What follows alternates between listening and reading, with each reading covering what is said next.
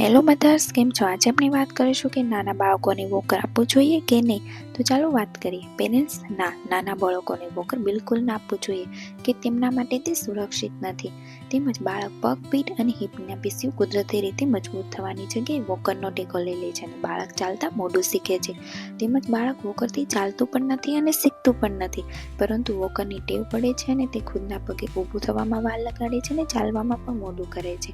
તેમજ વોકર ઝડપથી આગળ વધે છે, જેના કારણે બાળક બેલેન્સ ગુમાવી દે છે અને તે ઘરમાં ખૂણા, સીડી અને રસોડી જેવી જગ્યાએ અથડાય છે અને તેને ઈજા થવાની શક્યતાઓ પણ વધી જાય છે.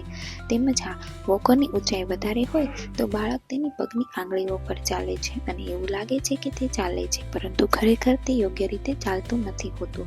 તેમજ વોકર ઝડપથી આગળ વધે છે, તેના કારણે બાળકના શરીરનું બેલેન્સ બગડે છે અને ખાસ બાળકોના પગ ત્રાંસા થઈ જાય છે, એકબીજાની સાથે ટકરાય છે અને બાળકના ગોઠણનો વિકાસ પણ ખૂબ ખોટી રીતે થઈ જાય છે.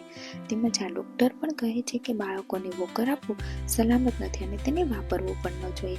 તે માટે પેરેન્ટ્સ બાળકોને વોકર ના આપો તો તેના માટે વધુ સારું છે. બાળક ધીરે ધીરે ચાલતા પણ શીખી જશે, તે તેના માટે સુરક્ષિત છે. આવા જ નવા વિડીયો જોવા માટે મારી ચેનલને સબસ્ક્રાઈબ કરો. Thank you.